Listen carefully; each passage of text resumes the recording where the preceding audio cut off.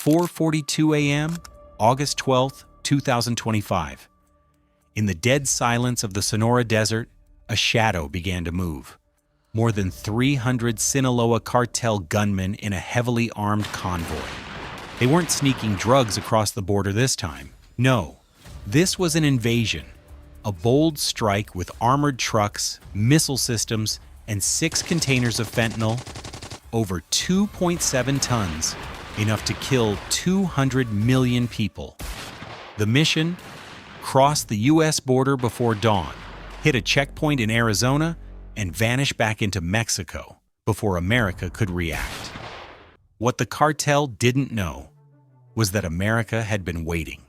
For weeks, satellites had been tracking their every move, every driver's phone, every fake credit card, every encrypted signal, logged and analyzed. The moment the first armored vehicle crossed the virtual line, the U.S. kill zone, Killbox Bravo, came alive. 3,000 American troops, from Delta Force and SEAL Team 6 to the 82nd Airborne and Marines, were already in place.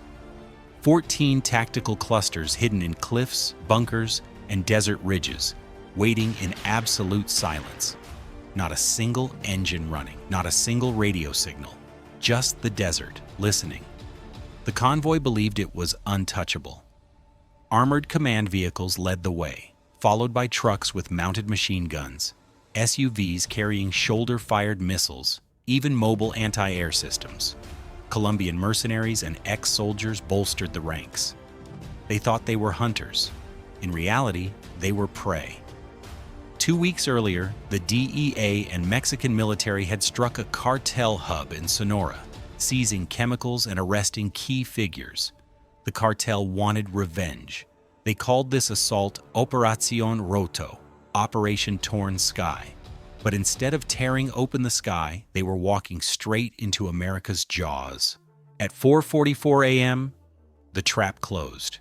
No warning shots, no sirens. Just the sudden streak of 6 HIMARS rockets slicing silently across the desert sky.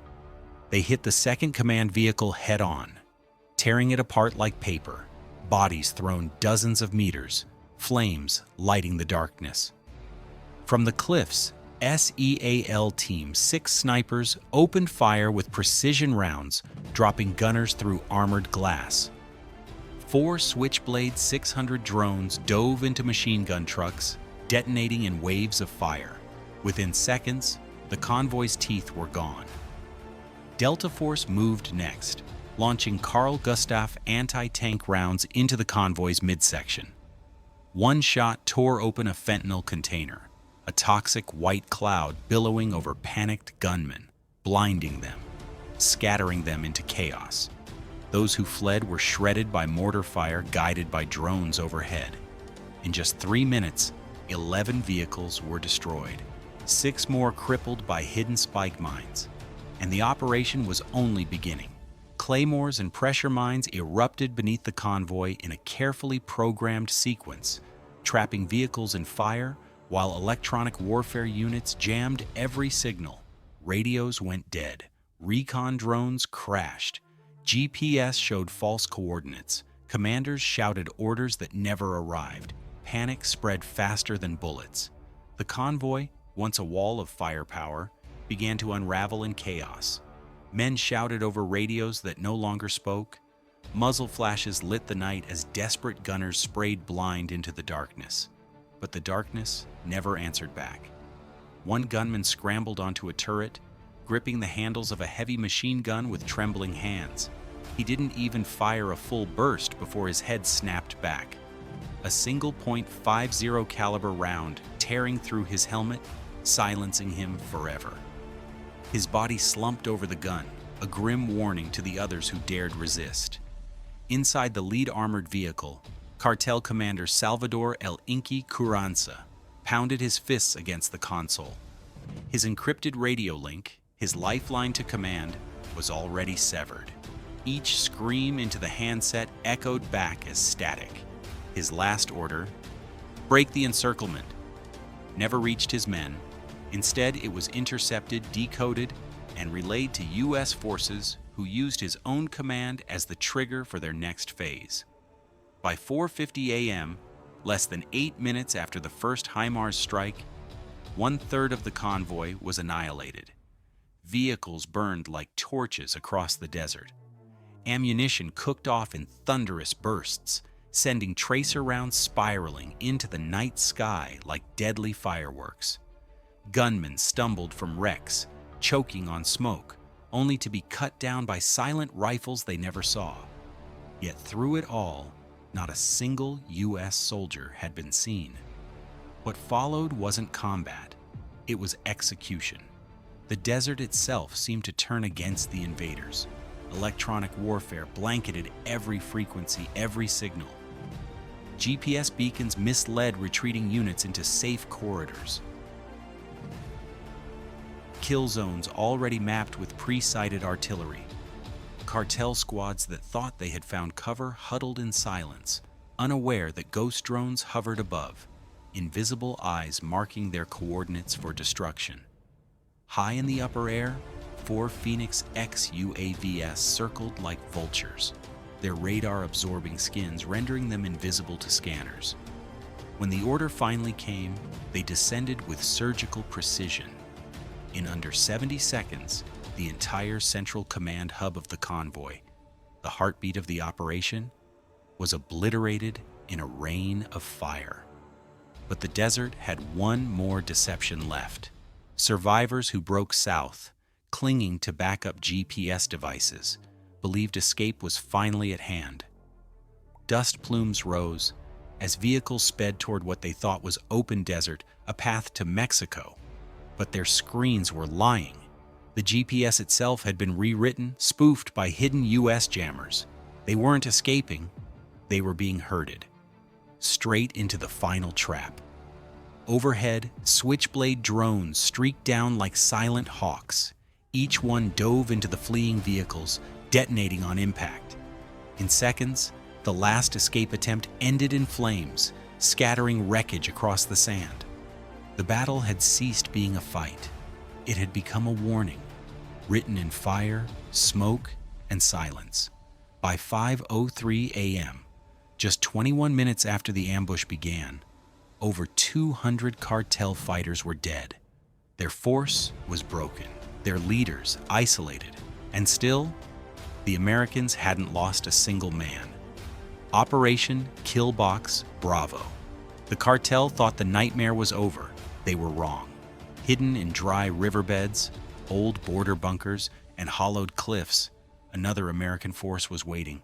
For 40 hours, nearly 900 troops of the 82nd Airborne and Delta detachments had lain in silence, dust on their faces, hearts steady, fingers ready. They were the second blade of the trap, the ground encirclement. When the last cartel vehicles veered south, believing the route open, the envelopment closed. U.S. troops rose like phantoms from the sand, fan-shaped teams tightening around the survivors. Every movement of the enemy was tracked by infrared drones circling 400 meters overhead. Snipers opened fire. 5-round bursts cut through torsos and skulls. The desert echoed with gunfire, but still no American voices. The survivors panicked. Gunmen sprayed AK fire into the darkness, hitting nothing but shadows. Radios only returned static. Commanders shouted blind orders that vanished into silence. And then, the high-value target appeared. Thermal scans identified a heavily armored armadillo vehicle. Inside sat Victor El Lobo Cardenas, the so-called deaf god of the cities, overseer of Sinaloa's fentanyl pipeline into the U.S. Southwest. He believed he could slip away in chaos. He believed wrong. One precision UAV strike blew out his front axle, flipping the truck onto its side. Within 12 minutes, U.S. operators neutralized his escort, tore through the vehicle, and pulled him out alive. Alongside him, 2 encrypted drives packed with maps, distribution routes, and even the names of Mexican officials secretly aiding the cartel. A billion-dollar criminal empire had just been shattered in a single night.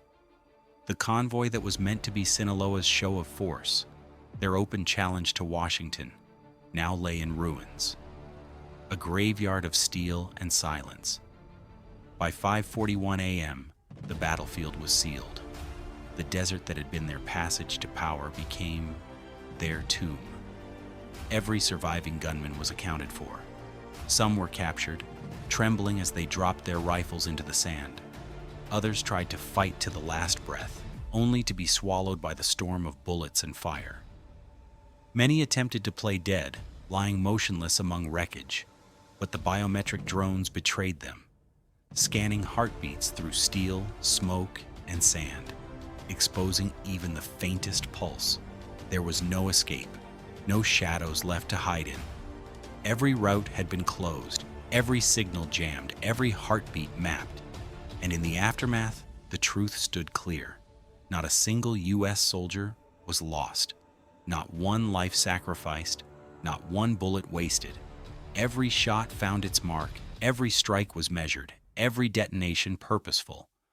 The Sonora Desert floor was unrecognizable, scattered with burning husks of armored trucks, twisted steel frames glinting in the rising sun, and the motionless bodies of men who had once ruled northern Mexico with fear. The desert winds carried the acrid stench of burning oil, rubber, and blood. The smell of an empire undone. And then, amid the carnage, came a moment the world would never forget. As the smoke curled into the dawn sky, a soldier knelt beside a wounded 17-year-old cartel recruit. His face was burned, his body broken, his AK still clutched in trembling hands. The soldier didn't finish him. He didn't even disarm him with force. He quietly pried the rifle from the boy's hands and offered his canteen. In that single moment, amid fire and wreckage, America showed that even in absolute victory, there was room for humanity. That image, later leaked online, spread faster than the Pentagon's statement. It wasn't the burning trucks or black smoke that people remembered. It was a kneeling soldier, water bottle in hand, teaching the world that strength without compassion is hollow. In total, the battle lasted 93 minutes, 300 cartel gunmen, 46 vehicles, 6 fentanyl containers, 3 commanders, all gone. No U.S. losses, no escapees, no mercy for those who defied America's red line. But it wasn't just an ambush. It was a message to every cartel, every criminal empire, every hostile force watching. This is what happens when you dare cross America's border with war in your heart. The battlefield spoke not with victory chants, not with flags, but with silence. A silence heavier than words, one that said, "We were ready. We are always ready. And next time, it won't take 90 minutes. It will take 9. This was Operation Killbox Bravo, a symphony of precision, patience, and power. If you believe the world needs to hear more stories of modern warfare and strategy, subscribe now.